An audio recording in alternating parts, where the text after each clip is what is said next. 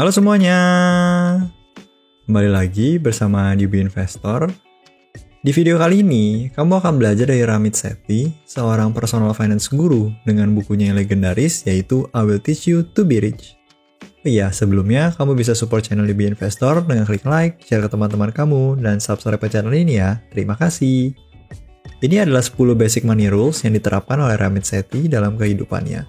Karena menurut Newbie Investor, kunci dari semua personal finance adalah yang pertama, sesuaikan dengan background kamu dan kebutuhan kamu. Yang kedua, ada disiplin.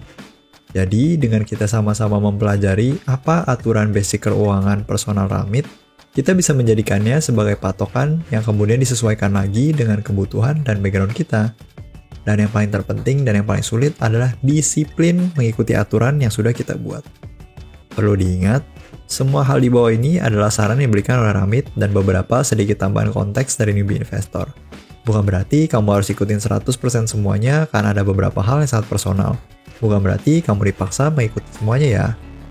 Yuk kita masuk ke 10 poin basic personal finance dari salah satu personal finance guru yang sudah tidak diragukan lagi, yaitu Ramit Sethi.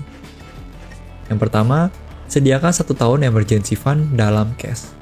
Bagi yang belum tahu, ide dari emergency fund adalah bila sumber penghasilan kamu tiba-tiba berhenti, berapa lama kamu tetap dapat hidup dengan gaya hidup kamu saat ini? Ramit memberikan saran setidaknya memiliki 1 tahun emergency fund dalam bentuk cash. Jadi jangan diinvestasikan ke saham dan lain-lain yang harganya bisa fluktuatif, tapi disimpan di instrumen cash seperti deposito bank atau reksadana pasar uang. Jadi bila pengeluaran bulanan kamu misalnya 5 juta rupiah, sediakan setidaknya 60 juta di emergency fund kamu. Pastikan terpisah ya dari tabungan atau uang yang akan dipakai sehari-hari, karena bisa beresiko terpakai. Kenapa emergency fund penting? Karena kita hidup di waktu yang penuh ketidakpastian. Lebih baik persiapkan yang terburuk, better safe than sorry. Poin kedua, tabung 10% dan investasi 20% minimal dari gross income kamu. Walaupun kata nabung dan investasi kadang diartikan sebagai hal yang sama, sebetulnya ada perbedaan mendasar dari keduanya. Perbedaan mendasarnya ada di tujuan dari kedua hal tersebut. Untuk nabung, kita itu memang tidak mengharapkan uangnya itu bertambah banyak. Jadi kita tujuannya untuk dana darurat atau kebutuhan di masa depan nanti, dan lain-lain. Sedangkan investasi, kita mengharapkan untuk mengembangkan uangnya menjadi lebih banyak. Makanya ketika emergency fund sudah dipenuhi, nabungnya sudah cukup banyak, lebih baik alokasinya lebih banyak ke investasi. Investasi sekarang ini sudah banyak sekali jenis dan turunannya. Saran Newbie Investor, sebelum kamu investasi apapun bentuknya, haruslah pelajari seluk-beluknya sampai sedetail mungkin. Kemana uang kamu akan dialokasikan, kenapa bisa mendapatkan untung segitu, dan kalau tidak puas dengan jawabannya, lebih baik lewati saja peluang investasinya. Poin ketiga, dapat membayar dengan penuh untuk pengeluaran yang besar yang bersifat barang mewah. Seperti contoh menikah, honeymoon, dan mobil. Untuk rumah, 20% minimum down payment-nya. Poinnya adalah jangan berhutang untuk kegiatan atau barang yang sifatnya luxury atau mewah. Bila kamu belum sanggup membelinya dengan cash atau 100% lunas, bisa jadi memang kekuatan keuangan kamu memang belum sampai pada titik itu. Dalam melakukan pembelian, lebih baik fokus terhadap fungsi daripada gengsi, daripada akhirnya malah bisa menjerat kamu terhadap utang. Poin keempat, jangan ragu untuk mengeluarkan uang untuk buku, makanan pembuka, kesehatan, dan bersedekah. Makanan pembuka mungkin agak kurang relate ya dengan kehidupan di Indonesia, tapi intinya, kita mengeluarkan uang untuk edukasi, bersedekah, dan hal-hal kecil yang kamu sukai adalah money well spent. Poin kelima, bisnis kelas untuk penerbangan yang lebih dari 4 jam. Intinya adalah membeli kenyamanan. Poin keenam, jangan batasi pengeluaran untuk kesehatan, seperti personal trainer, suplemen, dan untuk edukasi, seperti course atau event yang dapat mengupgrade skill kamu. Kesehatan adalah salah satu investasi terpenting yang return-nya akan kamu rasakan ketika saat tua nanti. Kategori ini seperti membeli suplemen, gym membership, personal trainer, dan lain-lain.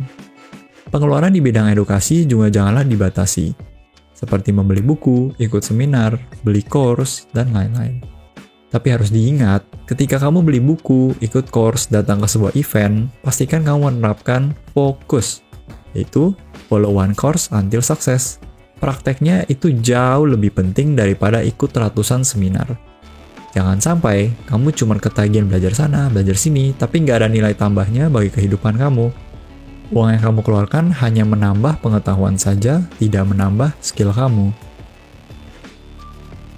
Poin ketujuh, beli sesuatu yang terbaik dan maintain sebaik-baiknya, bukan beli sesuatu yang termurah.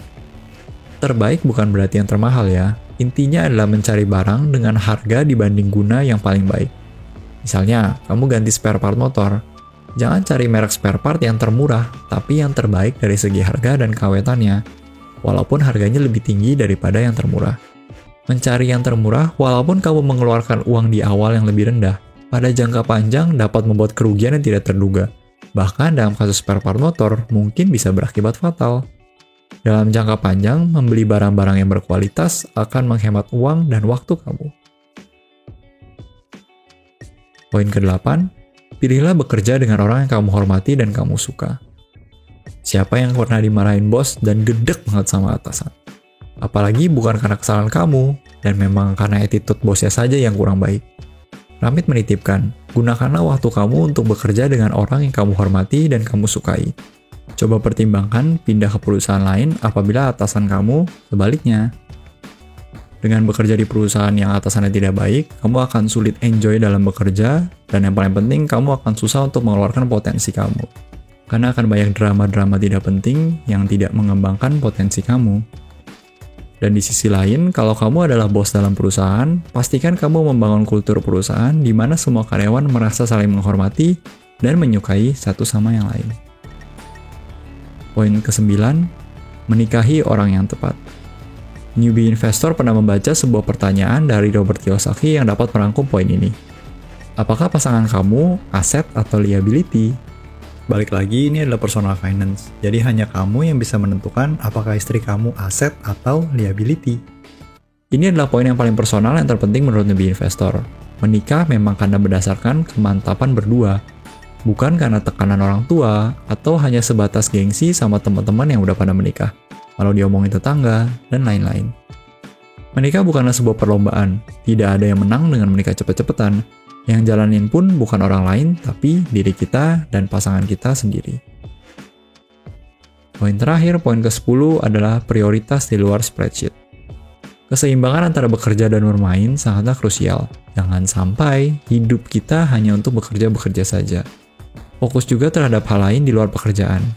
5 kategori penting yang perlu keseimbangan adalah spiritual, emosional, financial, physical, dan relationship.